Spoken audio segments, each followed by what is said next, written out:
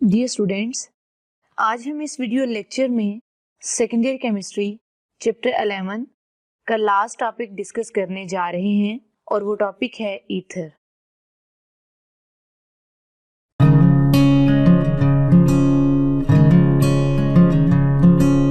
बेटा, इस video lecture से पहले हमने अल्कोहल्स एंड फिनोल्स को 11 लेक्चर्स में डिटेल में डिस्कस किया है।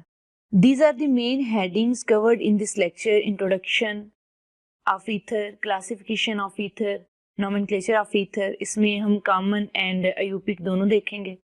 प्रिपरेशन ऑफ ईथर, ईथर को किस तरह से प्रिपेयर किया जा सकता है, फिजिकल प्रॉपर्टीज को देखेंगे एंड लास्ट पे हम चेक करेंगे chemical reactivity of ether. Ether word is derived from the word either. Either का मतलब है क्लियर स्काई और एयर। ईथर जो है ये एक ग्रीक वर्ड आइदर से डिराइव किया गया है जिसका मतलब है क्लियर स्काई या फिर air. Ethers are highly volatile compounds in nature. That's why they exist in vapor state. Air में, हवा में वेपर्स की फॉर्म में एग्जिस्ट होने की वजह से इनको हम क्या नाम देते हैं? Ether. Ethers are highly volatile compounds in nature. That's why they exist in vapor state. हवा में वेपर्स की फॉर्म में एग्जिस्ट होने की वजह से हम इन कंपाउंड्स को नाम देते हैं ईथर का। इसका फार्मूला है ROR, यानी सेंटर में ऑक्सीजन है और ऑक्सीजन के साथ जो है दो अल्काइल ग्रुप्स अटैच्ड हैं। ये इसका जनरल फार्मूला है। स्टूडेंट्स, आर ग्रुप जो है ये may be alkyl group, may be phenyl और अराइल ग्रुप। आपको पता है कि अल्काइल ग्रुप में मिथाइल आ जाता है, propyl, ethyl and many more. Phenyl जो है इसमें C6H5। स्टूडेंट्स, हम ईथर को वाटर से भी जो है ड्राइव कर सकते हैं और वाटर के साथ साथ हम ईथर को अल्कोहल से भी ड्राइव कर सकते हैं। जैसा कि आप इन रिएक्शंस में देख सकते हैं, ये जो हमारे पास वाटर है इसमें ऑक्सीजन के साथ दो हाइड्रोजन अटैच हैं। अगर इन दोनों हाइड्रोजन को हम चेंज कर दें आर के साथ, अगर हम इसे आर के साथ चेंज करेंगे तो ये हमारे पास ईथर बन गया। सेम आप देखें यहाँ पे ये जो अल्कोहल है, अल्कोहल का ये जो H है, अगर इसे हम चेंज कर देते हैं अल्काइल के साथ यानी आर के साथ इसे चेंज करते हैं तो ये भी बन गया ईथर। यहाँ पे एक बात जो है वो जहन में रखनी है, इफ आर इज अल्काइल, अगर आर जो है वो आपके पास अल्काइल है, जैसा कि मैंने आपको पहले बताया आर जो है ये फिनाइल भी हो सकता है, मे बी अराइल और अल्काइल ग्रुप। तो अगर जो है आर अल्काइल है देन क्या होगा आपके सामने, जैसे ये मैंने लिखा हुआ है डाइमिथाइल ईथर, ये कॉमन नेम है और इसका अयूपिक नेम है मिथॉक्सी मीथेन। ये देखें आर की जगह पे मैंने मिथाइल पुट किया। तो यहाँ पे जो कार्बन है वो sp3 हाइब्रिडाइज्ड है। ये जो कार्बन है ये sp3 हाइब्रिडाइज्ड है, ये कार्बन भी sp3 हाइब्रिडाइज्ड है। और याद रखिएगा अगर ये R जो है ये फिनाइल या फिर अराइल है देन कार्बन जो ऑक्सीजन के साथ बॉन्डेड है वो sp2 हाइब्रिडाइज्ड है। जैसे आपके सामने ये एग्जांपल है, ये भी R ग्रुप है और ये भी R ग्रुप है। अब ये भी फिनाइल है, ये भी फिनाइल है। तो जैसा कि मैंने आपको अभी बताया कि अगर R जो है वो कोई फिनाइल या अराइल है देन कार्बन जो ऑक्सीजन के साथ बॉन्डेड है वो कार्बन sp2 हाइब्रिडाइज्ड है। Carbon should be sp2 hybridized. अब हम ईथर की क्लासिफिकेशन को डिस्कस करेंगे। Classification of ether. Ethers are classified into two categories. First one is simple or symmetrical ethers and second जो है वो है mixed or unsymmetrical ethers। तो पहले हम डिस्कस करेंगे simple or symmetrical ethers को। ये वो ethers हैं जिनमें अल्काइल या अराइल ग्रुप्स जो हैं वो सेम हो, which contain two same alkyl or aryl groups। आप यहाँ पे एग्जाम्पल्स देख सकते हैं। ये हमारे पास जो हैं ये ईथर हैं, ये सारे के सारे सिंपल हैं, सिमेट्रिकल है। आप देख सकते हैं कि ऑक्सीजन के दोनों तरफ जो अल्काइल ग्रुप हमने पुट किया, जैसे मिथाइल है दूसरी साइड पे भी मिथाइल है, इधर इथाइल है तो इधर भी इथाइल है। अगर मैं लास्ट वन की बात करूं तो ये फिनाइल ग्रुप है तो ये भी फिनाइल ग्रुप है। ये सारे के सारे सिंपल हैं। अब इन्हें कॉमन नेम कैसे देंगे? जैसे ये है डाइमिथाइल ईथर। अभी स्टूडेंट्स बस ये इनके नाम जो है वो याद करने की कोशिश करें, इसके बाद जो है वो मैं आपको बताऊंगी कि किस तरह से मैंने ये कॉमन नेम दिया। ये जो है ये डाई इथाइल ईथर है और ये डाई फिनाइल ईथर है। C6H5 जो है ये फिनाइल को रिप्रेजेंट कर रहा है। और अगर अयूपिक नेम की बात की जाए तो इसका है मिथॉक्सी मीथेन, इसका है इथॉक्सी ईथेन। इथॉक्सी क्यों हम कह रहे हैं? ये जो एक तो चेन हमने पेरेंट चेन ले ली, ये है ईथेन। हमने पेरेंट चेन उस चेन को कंसीडर करना है जिसमें नंबर ऑफ कार्बन एटम ज्यादा हो, तो यहाँ पे दोनों तरफ जो है number of carbon atom same है। इथेन यहाँ पे पेरेंट चेन है और यहाँ पे ये जो अल्काइल ग्रुप ऑक्सीजन के साथ बॉन्डेड है ये हमें पता है कि ये इथ को रिप्रेजेंट कर रहे हैं 2 कार्बन, आगे ऑक्सीजन है तो हम लिखेंगे इथॉक्सी इथेन। सेम इसी तरह हमने क्या करना है कि एक पेरेंट चेन यहाँ पे बेंजीन हो गई और ये जो C6H5 के साथ O बॉन्डेड है, O ने बॉन्ड बनाया हुआ है, ऑक्सीजन ने बॉन्ड बनाया हुआ है, ये है फिनॉक्सी बेंजीन। अब हम सेकंड टाइप डिस्कस करते हैं ईथर की, मिक्स्ड आर अनसिमेट्रिकल ईथर जिसे कहते हैं। और ये ऐसे ईथर्स हैं जिनमें अल्काइल और अराइल ग्रुप्स जो हैं वो दोनों ही डिफरेंट होते हैं। यहाँ पे ये कुछ एग्जांपल्स हैं आपके सामने, जैसे ये फर्स्ट वन एग्जांपल को आप देखें तो एक तरफ इथाइल ग्रुप है, दूसरी तरफ मिथाइल है। इसके बाद देखें एक तरफ जो है वो फिनाइल ग्रुप है, दूसरी तरफ मिथाइल ग्रुप है। थर्ड एग्जाम्पल को देखें, एक तरफ प्रोपाइल ग्रुप है और दूसरी तरफ इथाइल है। कॉमन नेम्स हैं वो बेसिकली हम अल्फाबेटिकली देते हैं। जैसे अगर देखा जाए तो ऑक्सीजन के इस साइड पे इथाइल ग्रुप है और इस साइड पे मिथाइल ग्रुप है। इथाइल ई से स्टार्ट होता है और मिथाइल एम से, तो अल्फाबेटिकली ई पहले आता है तो हम लिखेंगे इथाइल, मिथाइल और फिर ईथर। अगर हम इधर देखें तो ये है फिनाइल ग्रुप और ये है मिथाइल ग्रुप। अल्फाबेटिकली एम पहले आता है, पी बाद में आता है, तो हम लिखेंगे मिथाइल फिनाइल ईथर। और इसके बाद एक तरफ प्रोपाइल ग्रुप है और दूसरी तरफ इथाइल ग्रुप है, तो हम इसे लिखेंगे इथाइल। अब प्रोपाइल लिखना है तो हम प्रोपाइल क्या लिखेंगे, आइसोप्रोपाइल लिखेंगे या एन प्रोपाइल लिखेंगे। यहाँ पे आप देख सकते हैं कि इस कार्बन के साथ ऑक्सीजन ने बॉन्ड बनाया हुआ है, ये एन प्रोपाइल है, यानी ये स्ट्रेट चेन है ना, ये स्ट्रेट चेन है, तो इसे हम लिखेंगे n propyl, ethyl n propyl ether. और अगर इनके आईयूपीएक नेम की बात करें तो जैसा कि मैंने आपको पहले कहा कि हमने उस ग्रुप को ऑक्सीजन की जिस साइड पे नंबर ऑफ कार्बन एटम ज्यादा होंगे उसे पेरेंट चेन सेलेक्ट कर लेना है। जैसे यहाँ पे ये जो ब्लैक वाले सारे हैं, ये नंबर ऑफ कार्बन एटम इस साइड पे ज्यादा है, ये हम पेरेंट चेन सेलेक्ट करेंगे। और जो रेड वाले हैं इस सारे को हम क्या करेंगे, जो है वो ऑक्सी इनके एंड पे लगाएंगे। जैसे ये मिथाइल है तो मैं क्या करूंगी, मिथॉक्सी, ये भी मिथाइल है, ये भी मिथॉक्सी, और ये इथाइल है, ये है इथॉक्सी। आगे 3 कार्बन है, प्रोपेन, सिंगल बॉन्ड होने की वजह से एन आया। अब मैं आपको इन डिटेल ये बताऊंगी कि मैंने ईथर को किस तरह से कॉमन नेम दिए और किस तरह से आईयूपीएक नेम्स दिए। Both groups that are attached to the oxygen atom are listed alphabetically followed by the word ether. अब देखें ऑक्सीजन एटम के दोनों तरफ ग्रुप्स अटैच्ड हैं और वो दोनों अल्काइल ग्रुप हैं। अब आपने देखना ये है कि ये दोनों साइड पे जो अल्काइल ग्रुप है उनके नाम क्या हैं। जैसे एक साइड पे मिथाइल हो सकता है, दूसरी साइड पे इथाइल है, तो हम क्या लिखेंगे, हमने देखना है अल्फाबेटिकली पहले इथाइल का ई है या मिथाइल का एम है। तो अल्फाबेटिकली पहले ई आता है तो हम लिखेंगे इथाइल, मिथाइल, और फिर चूंकि मैंने यहाँ पे कहा कि आपने किस वर्ड को फॉलो करना है, followed by the word ether, तो आपने फिर एंड पे लगा देना ether. Usually ethers are known by their common names. Ethers जो हैं ये अपने कॉमन नेम से जाने जाते हैं। पहले मैंने आपको कॉमन नेम जो है वो बताए थे कि दोनों ग्रुप्स हैं तो हमने किस तरह से नाम देने हैं। अब मैं आईयूपीएक नेम्स आपको बताने लगी हूँ। इसमें बेसिकली हमने 2 रूल्स देखने हैं।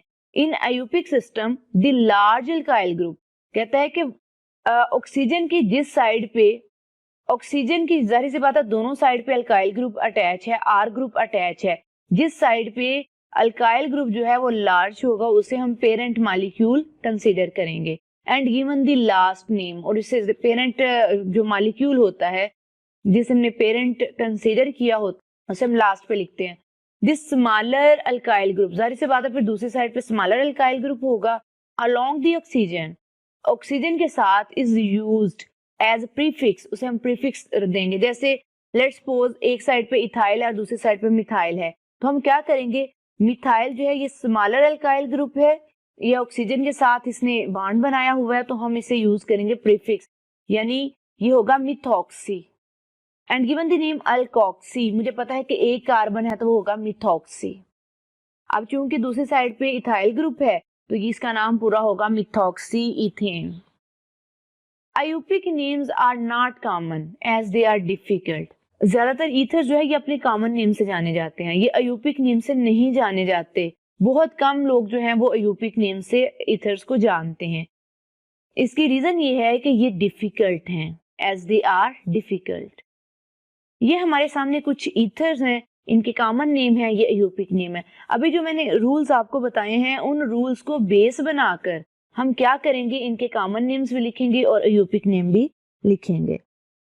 जैसे स्टूडेंट्स आपके सामने ये ईथर है, अब क्या है कि इस ईथर में ये ऑक्सीजन है, एक ये कार्बन है और दूसरी साइड पे एक ये कार्बन है, यानी ये भी मिथाइल है और ये भी मिथाइल है। अगर मैंने कॉमन नेम लिखना होगा तो मैं देखूंगी ना दोनों साइड पे कौन कौन से ग्रुप अटैच हैं। क्योंकि दोनों सेम ग्रुप्स हैं तो मैं लिखूंगी डाई मिथाइल, और मैंने जैसा कि आपको पहले बताया कि लास्ट पे हमने ईथर लगाना है, डाई मिथाइल ईथर। ये हमारे पास एक और ईथर है, इस तरफ भी 2 कार्बन है और इस तरफ भी 2 कार्बन मौजूद हैं। 2 कार्बन होंगे, इट मीन्स के इथाइल है, 2 दफा है तो डाई इथाइल ईथर। और यहाँ पे ये फिनाइल ग्रुप है, ये भी फिनाइल है, तो इसे हम लिखेंगे डाई फिनाइल ईथर। ये जो हमारे पास एक ईथर है, हमने क्या करना है कि एक तरफ मिथाइल है, दूसरी तरफ इथाइल है। तो मैंने आपको बताया कि हमने अल्फाबेटिकली अरेंज करना है, तो अल्फाबेटिकली पहले इथाइल आएगा, फिर मिथाइल ईथर। अब स्टूडेंट्स इसका नाम आप खुद लिखें, एक तरफ जो है वो मिथाइल ग्रुप है, दूसरी तरफ फिनाइल है, तो जरा कोशिश करें आप भी। तो ये है मिथाइल फिनाइल ईथर। अब मुझे उम्मीद है कि आप इस वाले ईथर को खुद नाम दे सकते हैं, जैसे इसका नाम है इथाइल एन प्रोपाइल ईथर।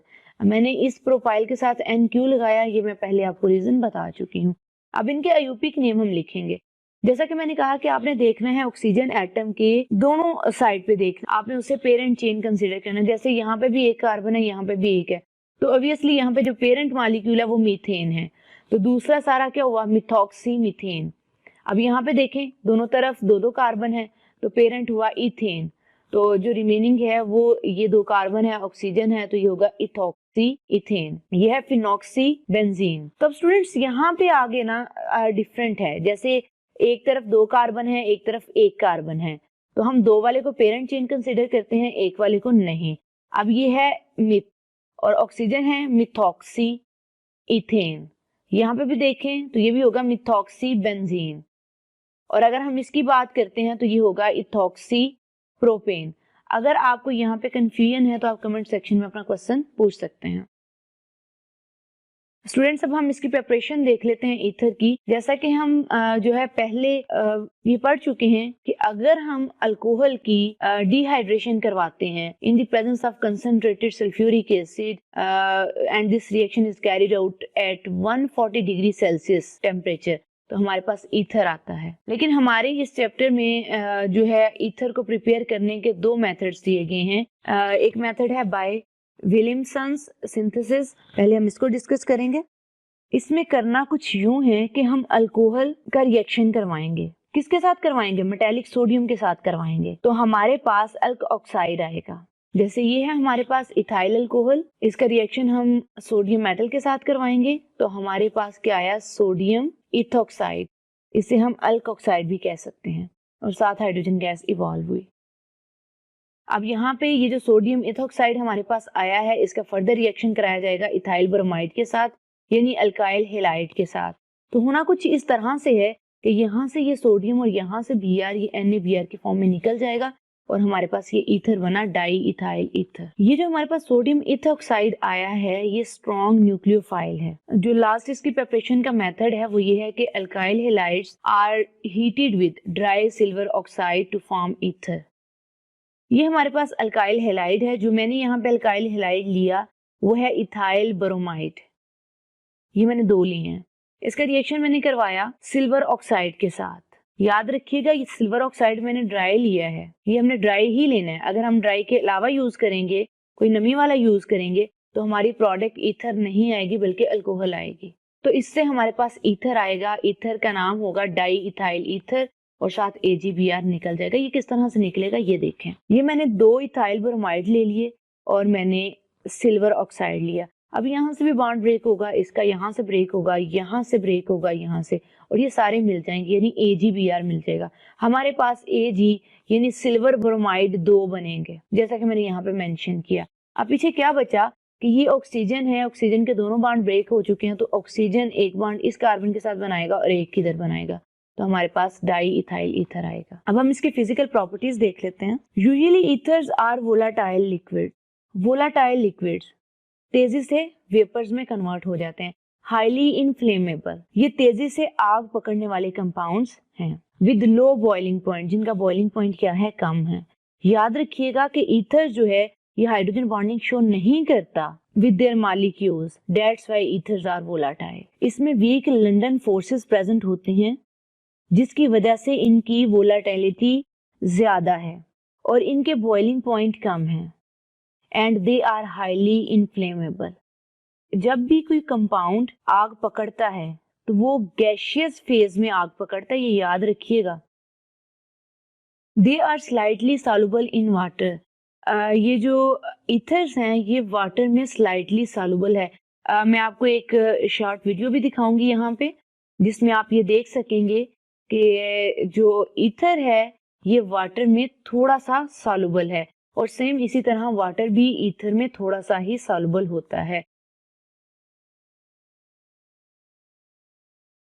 जब आप इक्वल अमाउंट में वाटर और ईथर को मिक्स करने की कोशिश करेंगे तो आपको एक लेयर दिखाई देगी जिससे आपको पता चलेगा ईथर अलग है और वाटर अलग है.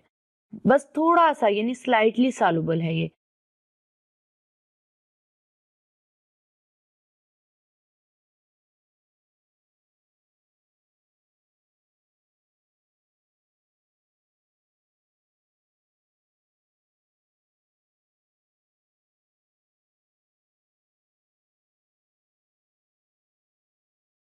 But freely soluble in organic compounds. Organic compounds हम ले सकते हैं, बेंजीन ले सकते हैं, मिथाइल बेंजीन ले सकते हैं, कार्बन टेट्राक्लोराइड यानी CCl4 ले सकते हैं, CHCl3 यानी क्लोरोफॉर्म. ये तमाम ऑर्गेनिक सॉल्वेंट्स हैं. तो ईथर जो है इनमें फ्रीली सॉल्युबल होता है. अब हम ईथर की केमिकल रिएक्टिविटी को डिस्कस करते हैं. Ethers are comparatively inert substances. Ether जो है ये inert substances हैं. The reagents like ammonia, alkalis, dilute acids and metallic sodium have no action on ethers in cold state. Ammonia, alkali, dilute acid या फिर metallic sodium ये cold state में no action on ether. ether पे इनका कोई action नहीं होता इन cold state में, याद रखिएगा. अगर टेम्परेचर कम है तो कोई जो है वो असर नहीं होता, इनका कोई रिएक्शन शो नहीं होता. They are not oxidized or reduced easily. किनकी बात हो रही है? ईथर्स की. हम ईथर्स को ना तो आसानी से ऑक्सीडाइज कर सकते हैं ना ही रिड्यूस कर सकते हैं. अब हम इसका रिएक्शन देखते हैं PCl5 के साथ. ये हमारे पास ईथर है. इस ईथर का नाम है, अब तक तो आपको नाम भी याद हो जाना चाहिए, डाई इथाइल ईथर. ये कॉमन नेम है. और इथॉक्सी इथेन ये इसका जो है वो अयूपिक नेम है.